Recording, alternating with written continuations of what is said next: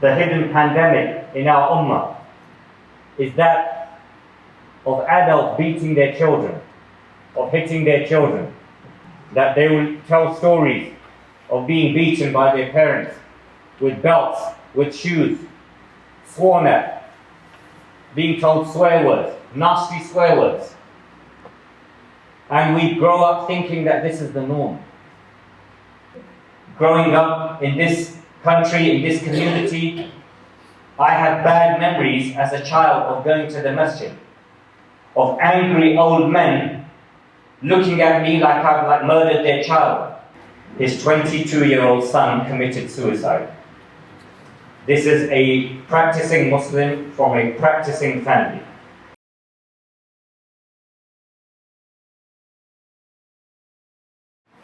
إن الحمد لله نحمده ونستعينه ونستغفره ونؤمن به ونتوكل عليه ونعوذ بالله من شرور أنفسنا ومن سيئات أعمالنا من يهدي الله فلا مضل له ومن يضلل فلا هادي له وأشهد أن لا إله إلا الله وحده لا شريك له وأشهد أن محمدا عبده ورسوله. Anas bin Malik, may Allah be pleased with him, narrated that I never saw anyone who was more compassionate towards children and more loving towards children than the Messenger of Allah alayhi salatu wasalam. His son Ibrahim had been sent to the desert to be weaned by a wet nurse, and the Prophet alayhi salatu wasalam would go all the way there to meet his child. He would enter the house, kiss him, and then he would come out again. Today, in many cultures, it is considered a sign of weakness for a man to be loving or compassionate towards children. In some cultures, it is considered a sign, something that women do, for a man to love his children, or to kiss his children, or to show them compassion and love and mercy. We find what is the norm is discipline. Brother, you've got to be strict with your children. Give him a slap. If he doesn't eat his breakfast, just give him a slap. He doesn't do his homework, give him a slap. The hidden pandemic in our ummah is that of adults beating their children, of hitting their children. And you see many people you'll speak to and you'll find that they will tell stories of being beaten by their parents with belts, with shoes, sworn at, being told swear words, nasty swear words. And we grow up thinking that this is the norm. Who was the best father to live on this planet? Whose culture and whose way in dealing with children was our example? No, it wasn't our parents and our culture and our elders and our village elders in Pakistan or in Somalia or in Nigeria or Bangladesh. No, it was the Prophet ﷺ. How was he with children? How did he show love and compassion towards children? The Prophet ﷺ had two grandchildren, Hassan and Hussein. And when he would be sitting in a gathering or in a meeting or in a masjid, delivering a circle, and his two grandchildren would come, and they were small. Maybe one was 2 and the other one was 4. And they would come, he would stop, and he would go and kiss each of them, and he would put them on his lap, and then he would continue to speak. Sometimes, once what happened is that he was leading the prayer, and one of them climbed on his back while he went to sujood.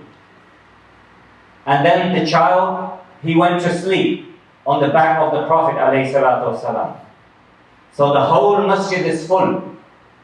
And he is in sajda, and this child has gone to sleep on the back of the Prophet ﷺ.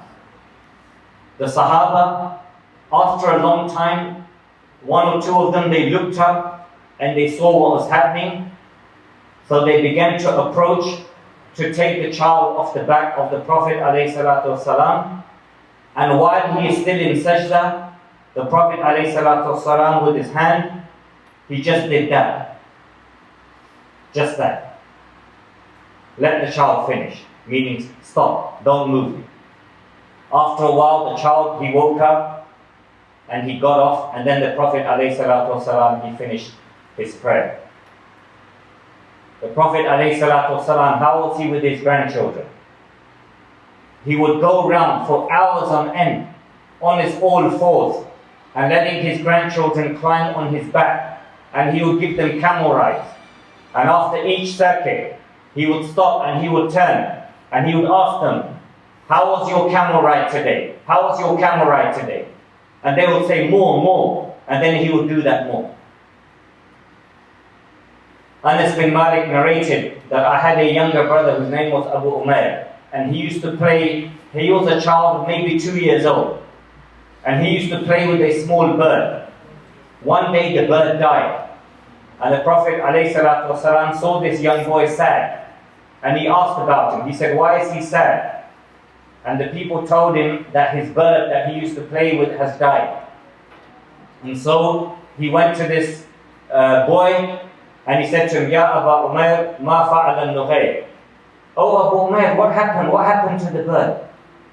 Something that adults would dismiss. It's only some stupid bird. But he went into the world of children and he lived their world. Because that bird, for that child, was everything. And guess what would have happened when that child grew up? These were the memories that he remembered of the Prophet ﷺ. Khalid, an Abyssinian companion of the Prophet ﷺ, narrates that when I was a young girl, I once went to meet the Prophet ﷺ with my father, and I was wearing a yellow dress.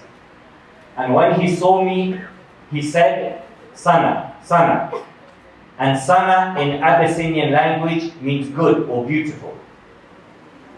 So then my father began to talk to the Prophet ﷺ, and I began to play with his back. And there was a seal, the seal of prophethood on the back between his shoulders. She said, I began to put my fingers in it and play with it. So my father came and he stopped me. Like, don't do that to the Prophet ﷺ. And the Prophet ﷺ, he said, leave her, let her play with it.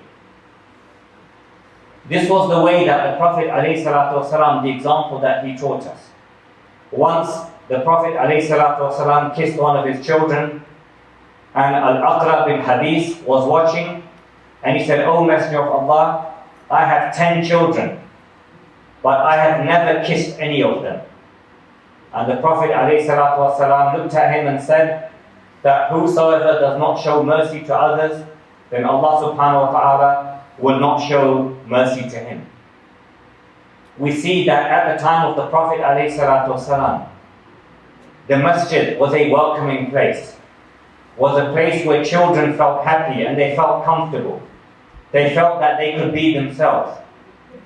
Growing up in this country, in this community, I had bad memories as a child of going to the masjid, of angry old men looking at me like I've murdered their child, giving me angry looks. And I'm like a 7 or 8 year old. I'm just with my friends, I'm just talking. I don't know what I've done wrong. I don't know what crime I've committed for him to look at me like he's going to cut my throat. Always telling us off, keep quiet, go over there, don't touch this, go to the back. What religion is this? What religion is this? Pakistani culture, Afghan culture, Somali culture, Nigerian culture, Bengali culture, Algerian culture. This is not the way of the Prophet ﷺ. If you think your culture and your fathers and the way of your fathers and parents was better than the way of the Prophet ﷺ, then that is a problem, an issue for you to resolve.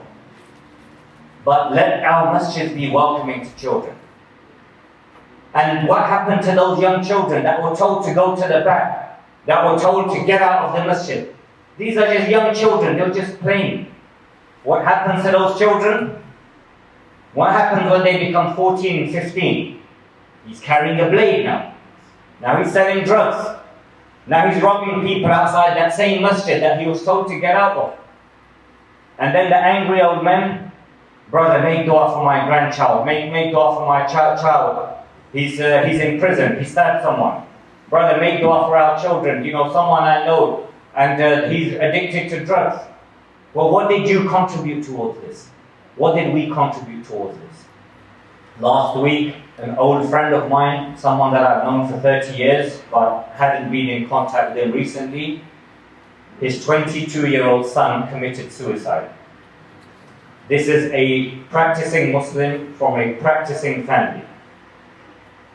And the father, his whole life, he spent practicing Islam, and he brought his children up the same way. After that, I was sharing the news with another friend of mine, and he said, actually, my 18-year-old stepbrother, 6 months ago, he also took his own life. Why are our young people taking their own lives?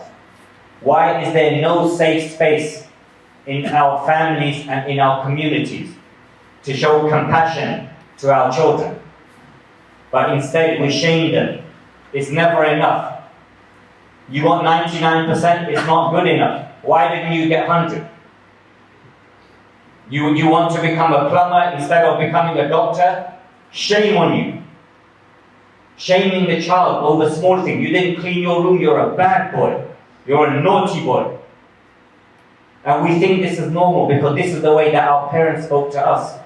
And this is the way that their parents spoke to them. But it takes courage for us to recognize and realize that this is not the way. If you speak, a few months back, I was talking to a group of friends who had been fathers for 20 years. And I asked them to share some of their wisdom and insights of being parents. 20, and all of these are doctors, senior hospital consultant doctors. And all of them, the common theme that all of them said, now their children are teenagers now. Now they don't, or they're older children. Now they're not going to listen to the parents. Now they are adults. Now they will do whatever they want to do. And at that stage, what did the parents, they say? The common theme, all 20 of them, as we went around the table, they said, I wish I wasn't that strict with my child in things that there was no need to be strict. The Prophet ﷺ, there is only one instance where he spoke about children and children to be hit, and that was if they don't make salah at the age of 10. He himself never hit children. He never raised his hand on a child. So this is something that we have to stop. We have to stop hitting our children. We have to stop swearing at them. Because to a child, the trauma that it has upon the child is different. To an adult, you can apologize, you can say sorry, but children, they don't see it the same way. The children sees mum, dad, they feed me, they love me, they clothe me, they give me food to eat, they've given me a house. And if dad says to that child, you bad boy, you idiot, or the swear words that they say in the various languages, in Arabic or in Punjabi, the swear words that they say to the child, that child thinks, oh my God, my dad doesn't love me anymore, my mom doesn't love me anymore, they're going to throw me out of the house. So what does that child do? And psychologists will tell you this. Family psychologists will tell you this. That child, he grows up thinking the only way to stop this happening is to try to be perfect, try to never fail, to never make a mistake. And he becomes anxious. Then he develops OCD. And he spends his whole life in anxiety. And then later on it leads to depression, just those small things. Brothers, let us be loving towards our children. If our children are adults now, and we feel that there are some things that we did to them that we should not have done, be a man and go to your children. Say, my son, I really used to beat you when you were young. I'm sorry, I apologize. I thought this was the way to do it because that's what my dad did to me. Apologize to your son. My son, I used to swear at you. I used to say bad things to you. I've now realized that one thing, that one apology will do more to resolve a relationship between you and your son and to increase love than any amount of gifts that you may give him or any amount of fried chicken or ice cream that you may buy for them. Every parent loves their child. Even the parent that hits their children and swears at them, They love their children. But no one is perfect. There is no such thing as a perfect parent. Every parent makes mistakes in bringing up their children. If your children are young, don't make those same mistakes. If your children have grown up, you can't undo the past, but you can go to them and you can let them know that you realize that what you did with them was wrong, so they do not do the same to their children. May Allah subhanahu wa ta'ala give us the ability to show love and compassion towards our children. May Allah subhanahu wa ta'ala give us the ability to show mercy towards our children, to make our masjid a welcoming and loving and happy place for our children. May Allah subhanahu wa ta'ala accept our deeds, our fasting, our prayers. May Allah subhanahu wa ta'ala accept the deeds, fasting and prayer of all of the pilgrims that are now on Hajj. May Allah subhanahu wa ta'ala let us all have a blessed and a wonderful Eid.